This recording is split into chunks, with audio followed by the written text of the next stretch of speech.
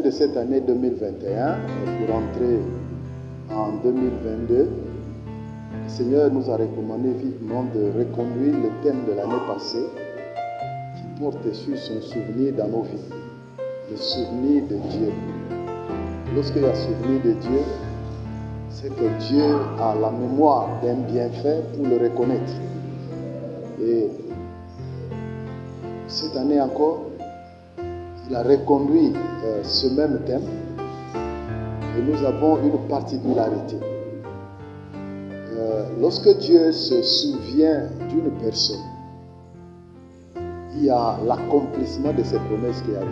La Bible dit que l'Éternel se souvint de Sarah et il accomplit pour elle ce qu'il lui avait promis.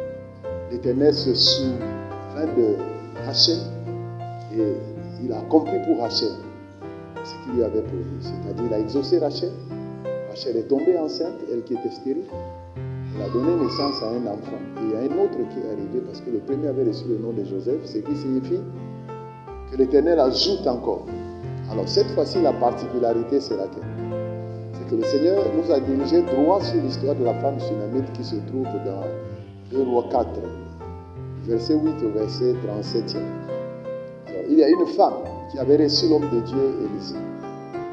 Et la Bible déclare que cette femme n'avait pas d'enfant avec son mari. Et en recevant l'homme de Dieu, elle a demandé à son mari qu'il y a un homme, un saint homme de Dieu. Donc elle a reconnu Élisée comme étant un saint homme de Dieu qui venait dans la ville de Shunem. Elle a proposé à son mari de lui préparer une maison, une chambre avec un lit, une table, une chaise et une lampe. Et l'homme de Dieu devait toujours se retirer dans cette maison lorsqu'il arrivait à Shunem. Alors, en souvenir de ses bienfaits, l'homme de Dieu a demandé à son serviteur Géasi d'appeler cette femme et il a demandé à la femme s'il pouvait parler d'elle au roi ou au chef de l'armée. La femme a dit qu'elle ne manquait de rien, elle était dans son pays en paix. Dieu avait béni leur maison, mais il restait quelque chose que la femme n'avait pas dit. Alors c'est Géasi qui a dit cela à l'homme de Dieu, que son mari est vieux, c'est-à-dire avancé en âge, mais ils n'ont pas d'enfant. Alors, dans la prière de l'homme de Dieu, Dieu lui a révélé qu'il devait donner un enfant à cette femme. Tout ceci en souvenir d'un bienfait, des bienfaits de cette femme vis-à-vis de cet homme de Dieu. Et il a dit à la femme, à cette même époque de l'année prochaine, tu vas tenir un enfant. Et les choses se sont passées comme l'homme de Dieu avait dit. La femme a eu un enfant. Vous voyez que le souvenir de Dieu enlève la stérilité, enlève l'infertilité. Le souvenir de Dieu a amené la fertilité, la fécondité. Et c'est comme ça que cette femme qui est restée stérile longtemps a pu avoir un enfant. Alors, le souvenir de Dieu enlève l'opprobre, parce que lorsqu'on n'a pas d'enfant, c'est la honte, c'est l'opprobre. Voilà pourquoi lorsque Élisabeth, la maman de Jean-Baptiste, avait conçu, elle a crié, Dieu a enlevé mon opprobre. Le souvenir de Dieu enlève aussi la solitude. Parce que Dieu a donné une maisonnée à cette femme conformément au psaume 113, verset 9. La Bible dit que Dieu donne une maisonnée à celle qui était stérile. Et il fait d'elle une mère joyeuse au milieu des enfants qu'il lui donne. Donc le souvenir de Dieu enlève l'opprobre, enlève la solitude. Ça amène la compagnie. Alors cet enfant est venu et l'enfant a amené la joie dans la maison. Le souvenir de Dieu ramène la joie qu'on avait perdue ou qu'on n'avait pas. Mais nous constatons quelque chose dans ce récit biblique, c'est que plus tard, cet enfant est tombé malade et il est mort. Alors, qu'est-ce qui se passe? La femme enferme l'enfant dans la maison et court vers l'homme de Dieu qui lui avait promis cet enfant. Elle rencontre son mari en chemin et son mari lui demande où est-ce qu'elle va. Pourquoi elle va vers l'homme de Dieu? Parce qu'il n'était pas temps, c'était pas la nouvelle lune. Elle dit tout va bien. Donc avec le souvenir de Dieu, tout va bien. Tout va bien avec le souvenir de Dieu. Parce que le souvenir vient arranger tout ce qui était détruit. Et quand elle arrive vers l'homme de Dieu, on se rend compte que l'enfant est mort. L'homme de Dieu est venu ressusciter cet enfant. Donc, le fruit du souvenir de Dieu ne meurt jamais. Ça ne meurt jamais. Et ce jour-là, l'enfant est revenu à la vie. Alors moi, je proclame encore la résurrection dans tout ce qui était détruit dans ta vie. Parce que Jésus-Christ est la résurrection et la vie. Jésus est venu donner la vie en abondance. Que tout ce qui était mort ressuscite dans cette année 2022. Et le Seigneur amène la vie dans tout ce que tu fais, dans tes entreprises, dans ta famille, dans tes études, dans ton commerce, dans tout ce que tu entreprends. Il y a la vie qui va entrer en cette année 2022. De la même manière qu'il a enlevé l'infertilité, de la même manière qu'il a enlevé la stérilité, de la même manière qu'il a amené de l'eau dans le désert, de la même manière qu'il a donné de la compagnie, alors il amène la vie dans tout ce qui lui appartient. Nous constatons encore, en poursuivant ce récit, que l'enfant est revenu à la vie, mais il y a une famine qui devait frapper leur pays. Dieu donne la révélation à Élisée. Élisée a caché cette révélation à tout le monde, mais il est venu la rendre publique chez cette femme. Donc vous voyez que le souvenir de Dieu amène la révélation, c'est-à-dire tout ce qui sera caché aux autres, ça te sera révélé à cause du souvenir de l'Éternel dans ta vie. Et la révélation a amené une réaction. Quand la femme a appris qu'il y a eu 7 ans de famine qui vont arriver pour anéantir le pays, alors elle était obligée de se déplacer suivant le conseil de l'homme de Dieu. Elle est allée chez les Philistins pendant 7 ans. Donc le souvenir de Dieu amène la révélation. La chose qui va attaquer les autres brusquement, toi tu seras déjà au courant, tu vas anticiper les choses en sorte que la vie va demeurer chez toi pendant que la mort va frapper les autres.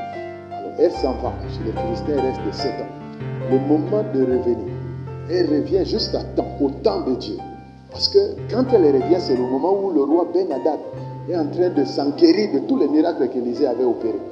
Alors, Géasi est en train de faire un récit des miracles et il parle de la femme dont l'enfant a été ressuscité par l'homme de Dieu. Alors, juste dans ce moment, la femme arrive pour revendiquer tous ses biens qu'elle avait abandonnés pendant les 7 ans d'exil ou d'absence. Alors, en ce moment, je vois quelque chose. Géasi dit, voici la femme de qui ou de laquelle Élisée avait ressuscité l'enfant.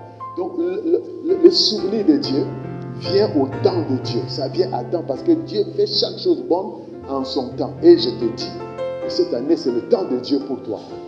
C'est un rendez-vous divin où Dieu va opérer des choses auxquelles tu ne t'attends pas. Et en ce moment, le roi pose la question à la femme lui fait le récit, et le roi prend la décision de restituer à cette femme tout ce qu'elle avait abandonné pendant les 7 ans et que les gens, dont les gens avaient pris possession. Donc, vous voyez que le souvenir de Dieu est venu à temps et ça a amené la restitution. Voilà pourquoi je vous ai dit, je vous restituerai des années qu'ont dévoré les sauterelles, le Chénèque, les asiles. Donc, tout ce qui t'appartient.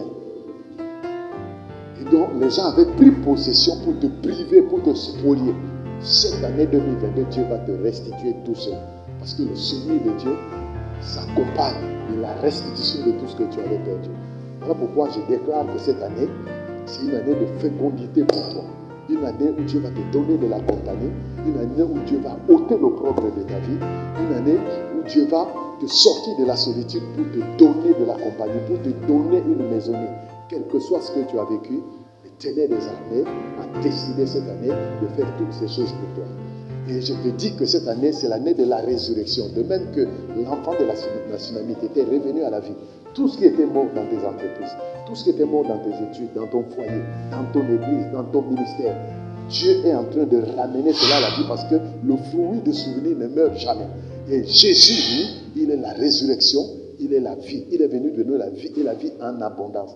La Bible dit que au commencement était la parole, mais elle était la vie. Donc en toi, la vie va venir. Cette lumière qui est Jésus va amener la vie dans tout ce qui était mort. Alors regarde la restitution. Il y a beaucoup de choses que tu as perdues. On t'a spolié, on a fait ceci, on t'a escroqué. L'heure est venue où Dieu veut faire les choses en son temps. Et c'est le temps de Dieu cette année 2022 dans ta vie. Tu vas vivre ces choses et ensemble nous allons glorifier le Seigneur. Que Dieu te bénisse. La vie est là, la fécondité est là. Dieu te sort de la solitude. Dieu amène la vie en abondance et il opère la restitution. Il reçoit toutes ces choses cette année 2022. C'est une année de joie où Dieu te remet la joie que tu attendais, la joie que tu as perdue. Dieu va te réhabiliter.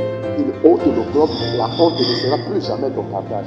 Sois béni et que ces choses soient vraiment pour toi. Et que Dieu amène encore la faveur divine. Parce que Dieu a incliné le cœur du roi. Le cœur du roi est comme un courant d'eau dans la main de l'Éternel. Et Dieu a incliné le cœur du roi et la faveur est revenue dans la vie de cette femme. La faveur de Dieu soit de ta base au nom de Jésus-Christ de Nazareth. Amen.